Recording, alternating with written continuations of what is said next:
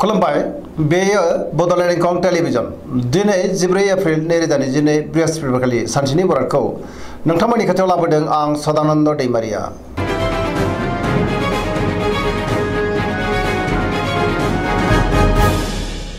सिगां फरायनो लादों मेष राशि गिबि हांखो अ ल। दिनैनि साना जोबोर मोजां पजिटिभ एनार्जिनि गोहोम गोग्लैगोन गोसोनि साननाय आरो लुबैनायफ्रा मोगथाङाव जाफुंगोन गोसोखौ दिनै जोबोर गोजोननाय मोनगोन बहाबा दावबायहैनो एबा हान्थिनो खाबु मोनगोन आरो मोजाङैनो हान्थिनोबो हागोन सिगांनि बबेबा जेंनाखौ दिनै गोरलैयैनो सुस्रांनो हागोन गोसोआव पजिटिभ साननाय फैगोन गोथों आरो गोग्गो साननो रोंगोन गियाननि आंखाल जानाय नङा बयजोंबो गोरोबनो रोंगोन गुबुननि अनसायनाय मोननानै गोसोखौ दिनै जोबोर गोजोननाय मोनगोन गोसोनि बोलोआबो बांगोन देहायाबो दिनै मोजाङैनो थागोन मोननो गोनां धोनखौ मोननो हागोन आरो धोनखौबो दोनथुमनो हागोन रांखावरियाव दिनै जोबोर मोजां बेफार फालांगियाव जोबोर मोजां मुलाम्फा मोनगोन आयाबो बांगोन मावनो लानाय खामानिखौ थि समावनो आरो गोरलैयैनो मावफुंनोबो हागोन न'खराव बिसि फिसायनि गेजेराव अनलायनाय फैगोन बिदा फंबायजों मोजां सोमोन्दो थागोन समाजाव गोबां मान मोनगोन बयनिबो गोसोखौ गोरलैयैनो बोनो हागोन सेंग्रा सिख्लाफ्रा गोसोनि साननायखौ फोरमायलायनो हागोन आरो गोसोआ दिनै जोबोर रमान्टिकबो जागोन गुबुनजों बाख्नाय जानोबो हागौ गोबां खामानियाव मुखुब थागोन आरो मोनफ्रोमबो खामानिखौनो दिनै मोजाङैनो मावफुंलांनो हागोन पजिटिभ एनार्जिनि गोहोम गोग्लैगोन।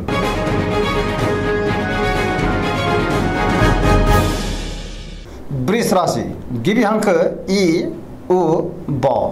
दिनैनि साना मोजां आरो गाज्रिनि गेजेरजों बाबेनलांगोन गियाननि आंखाल जानो हागौ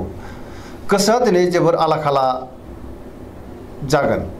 गोजोननि आंखाल जानो हागौ गोसोखौ दिनै जोबोर गुलाय गुजाय मोनगोन न'खराव अननानै फैगोन मावनो लानाय खामानिखौ थि समावनो आरो गोरलैयैनो मावफुंनोबो हागोन रांखावरियाव मोजां नाथाय अब्लाबो खरसायाबो बांगोन बेफार फालांगियाव मोजां मुलाम्फा मोननो हागोन देहाया दिनै बारा मोजां थानाय नङा गोबां रोखोमनि देहायारि जेंनाजों मोगा मोगि जानांनो हागौ जानाय लोंनायाव सांग्रां जानांगोन गुबुननि गोसोखौ बोनो गोब्राब जागोन मावनो लानाय खामानिखौ मावफुंनो हागोन सोरबा लोगोनिफ्राय मोजां खौरां फैनोबो हागौ सेंग्रा सिख्लाफ्रा गोसोखौ दिनै जोबोर आला खाला मोनगोन नेगेटिभ एनार्जिनि गोहोम गोग्लैनोबो हागौ सांग्रां जानाया गाहाम।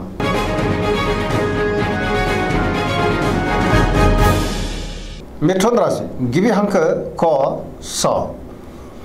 दिनैनि साना मोजां आरो गाज्रिनि गेजेरजों बाबेनलांगोन गोसोनि बोलोआ लोरबां जागोन गोसोखौ दिनै जोबोर उसुखुथु मोनगोन सोरबा लोगोनिफ्राय गाज्रि खौरां मोननोबो हागौ नेगेटिभ एनार्जिनि गोहोमबो गोग्लैगोन देहाया बारा मोजां थानाय नङा जानाय लोंनायाव सांग्रां जानांगोन गोबां रोखोमनि देहायारि जेंनाजों खस्थ' मोननांनोबो हागौ रांखावरियाव मोजां नाथाय अब्लाबो खरसायाबो बांगोन मोननो गोनांखौ मोननो हागोन बेफार फालांगियाव मोजां मुलाम्फा मोनगोन न'खराव दिनै बिसि फिसायनि गेजेराव अननानै फैगोन बिदा फंबायजों मोजां सोमोन्दो थागोन आरो बिमा बिफानि अननाय आरो बोरखौ मोननो हागोन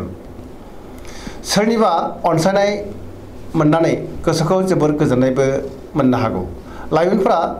नाथाय जोबोर आला खाला जागोन फरायसाफ्रा फरायनायाव गोसो दुंखांगोन आरो मोजां फिथाइ मोननोबो हागोन।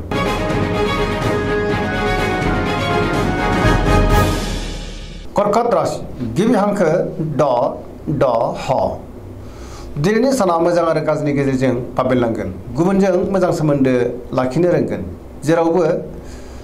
गोजोनै थानो हागोन गियाननि आंखाल जानाय नङा गोसोखौ जोबोर गोजोननायबो मोनगोन मावनो लानाय खामानिखौ मावफुंनो हागोन गोबां मोजां खौरां फैनोबो हागौ रांखावरियाव मोजां नाथाय अब्लाबो नाङा फाङा खरसाया बांगोन मोननो गोनांखौबो मोननो हागोन बेफार फालांगियाव मोजां देहाया दिनै बारा मोजां थानाय नङा सानाय सुनाया बांनो हागौ जानाय लोंनायाव सांग्रां जानांगोन नेगेटिभ एनार्जिनि गोहोमबो गोग्लैनो हागौ गुबुननि हेफाजाब मोनगोन न'खराव दिनै बिसि फिसायनि गेजेराव अनलायनाय फैगोन बिदा फंबायजों मोजां सोमोन्दो थागोन गोसोआ दिनै जोबोर रमान्टिक जागोन आरो लाइमोनफ्रा गावबा गावनि गोसोनि साननायखौ फोरमायलायनोबो हागोन फरायसाफ्रा फरायनायाव गोसो दुंखांगोन आरो मोजां फिथाइ मोनगोन।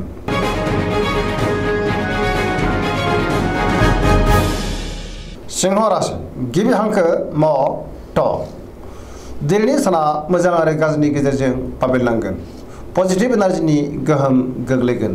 गोसोआ जोबोर रमान्टिकबो जागोन गोसोखौ जोबोर गोजोननायबो मोनगोन बयजोंबो अनजासोगारगोन आरो मोजां मोनजागोन मावनो लानाय खामानिखौ थि समावनो मावफुंनो हागोन नाथाय अब्लाबो सिगांनि बबेबा आद्रा खामानिखौ मावफुंनो गोब्राब जागोन आरो माबा नङा माबा मोनसे गोरोन्थिबो जानो हागौ रांखावरियाव बारा मोजां नङा गोबां धोन खहा जानांनो हागौ बेफार फालांगियाव बारा मोजां नङा खरसाया नाङा फाङा बांगोन नखराव दिनै अनलायनाय फैगोन गोसोनि बोलोआ बांगोन गोबां खामानि मावनो गोसो दुंखांगोन गोसोनि साननायफ्रा देबोर नांनोबो हागौ समाजाव नाथाय मान मोनगोन लाइमोनफ्रा गावबा गावनि गोसोनि साननायखौ फोरमायलायनो हागोन आरो गोसोआ दिनै जोबोर रमान्टिकबो जागोन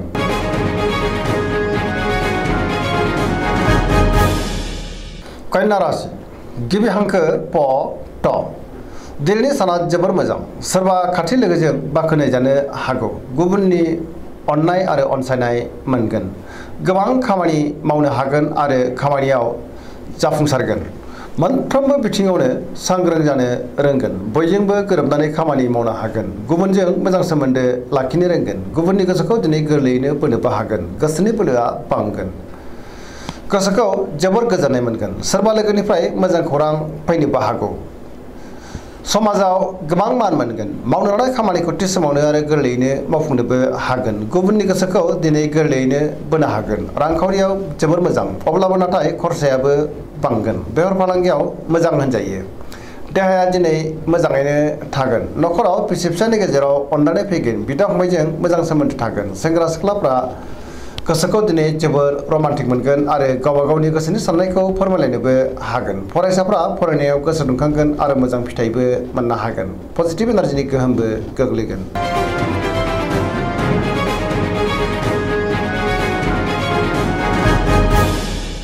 तुला राशि गिबि हांखो र ट दिनैनि साना जोबोर मोजां गुबुननि अनसायनाय मोनगोन बयजोंबो मान होजागोन गोसोखौ दिनै जोबोर गोजोननायबो मोनगोन पजिटिभ एनार्जिनि गोहोमबो गोग्लैगोन गोसोनि बोलोआ बांगोन गोसोखौ दिनै जोबोर गोख्रों मोनगोन आरो खुसि जागोन गोसोनि साननायफ्रा जाफुंगोन सिगांनि बबेबा आद्रा खामानिखौ दिनै मावफुंनो हागोन सुथुरखौ गोरलैयैनो फेजेननो हागोन मावनो लानाय खामानिखौ थि समावनो मावफुंनोबो हागोन देहाया मोजाङै थागोन रांखावरियाव जोबोर मोजां मोननो गोनांफोरखौबो मोननो हागोन आयाबो बांगोन नखराव बिसि फिसायनि गेजेराव अनलायनाय फैगोन बिदा फंबायजों मोजां सोमोन्दो थागोन गुबुनजों मोजां सोमोन्दो लाखिनो हागोन समाजावबो मान मोनगोन बेफार फालांगियाव दिनै गोबां मुलाम्फा मोननोबो हागोन लोगोफोरनि हेफाजाब मोनगोन सोरबा आगुनि लोगोजों बहाबा लोगो मोनलायनो हागौ लाइमोनफ्रा जोबोर रमान्टिक जागोन आरो गावबा गावनि गोसोनि साननायखौ फोरमायलायनोबो हागोन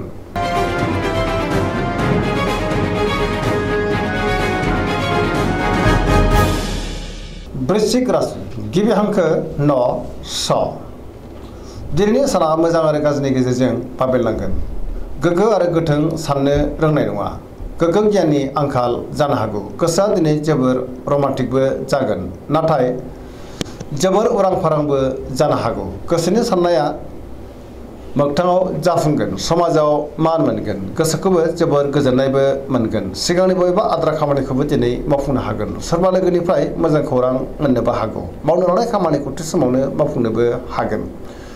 गोसोनि साननायफ्रा जाफुंगोन नखराव दिनै अनलायनाय फैगोन बिदा फंबायजों मोजां सोमोन्दो थागोन रांखावरियाव नाथाय बारा मोजां नङा नाङा फाङा खरसाया बांगोन मोननो गोनांफोरखौ मोननो दिनै गोब्राब जागोन बेफार फालांगियाव गोबां खहा जालांनोबो हागौ सांग्रां जानाया गाहाम देहाया दिनै मोजाङै थागोन अब्लाबो नाथाय जानाय लोंनायाव सांग्रां जानांगोन गुबुनजों मोजां सोमोन्दो लाखिनो हागोन लोगोफोरनि हेफाजाबखौबो मोनगोन बिमा बिफानि अननाय आरो बोरखौबो दिनै मोननो हागोन फरायसाफ्रा फरायनायाव गोसो दुंखांगोन आरो मोजां फिथाइ मोननोबो हागोन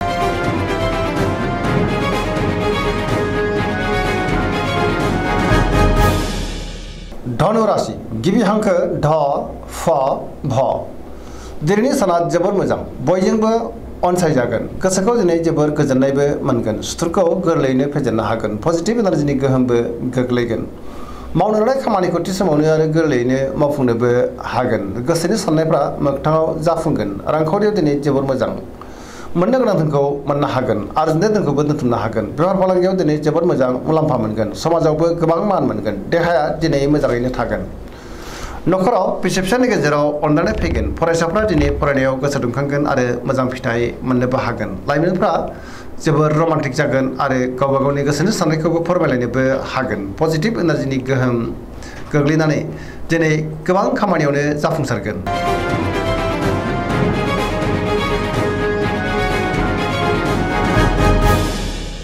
मकर राशि गिबि हांखो ख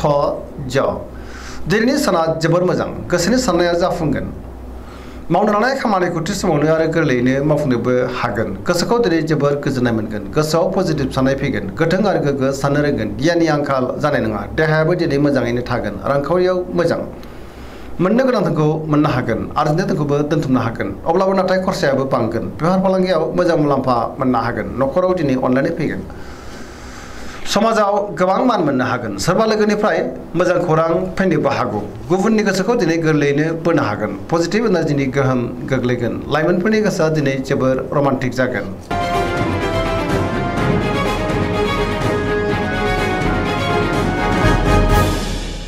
कुम्भ राशि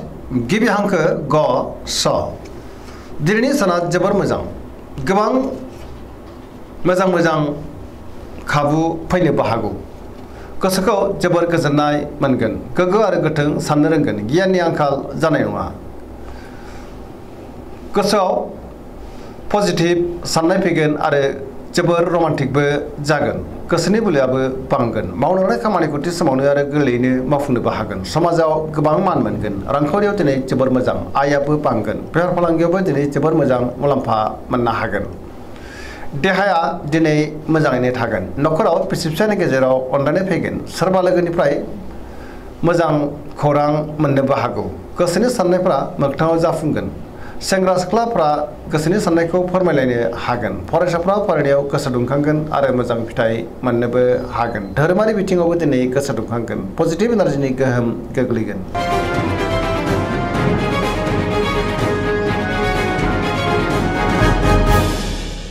मीन राशि गिबि हांखो ड स दिनैनि साना बारा मोजां नङा गोबां मोजां खाबुफोरा दिनै गोमालांनो हागौ गुबुननि थाखाय नाङा फाङा जेंनायाव गोग्लैनांनोबो हागौ गोसोखौ दिनै जोबोर उसुखुथु आरो गिलुं मोनगोन गोसोआ दिनै दरसि जागोन गुबुननि हेफाजाब मोननो गोब्राब जागोन गोसोनि बोलोआ लोरबां जागोन गावनि गोसोनि साननायखौ दिनै गुबुननो फोरमायनो हागोन देहाया बारा मोजां थायाबो जानो हागौ जानाय लोंनायाव सांग्रां जानांगोन रांखावरियाव दिनै मोजां मोननो गोनांखौ मोननो हागोन बेफार फालांगियाव दिनै मोजां होनजायो नखराव बिसि फिसायनि गेजेराव एना एनि फैनोबो हागौ गोसोनि साननायफ्रा गोरोबलायाबो जानो हागौ मावनो लानाय खामानिखौ मावफुंनो हागोन लाइमोनफोरनि गोसोआ दिनै जोबोर आला खालाबो जानो हागौ गोसोनि साननायफ्रा देबर नांगोन फरायसाफ्रा फरायनायाव गोसो दुंखांगोन आरो मोजां फिथाइ मोननोबो हागोन। दिनैनि राशि फरायनाया एसेनोसै जोबनायाव बेखौनो खावलायो जाहाथे नोंथांमोना सानफ्रोमबो जोंनि बे बड'लेण्ड इंखं टेलिभिजनखौ नायबाय थायो आरो साबस्क्राइब खालामो लोगोसे लाइक खालामो आरो शेयार खालामो एसेनोसै गोजोन्थों।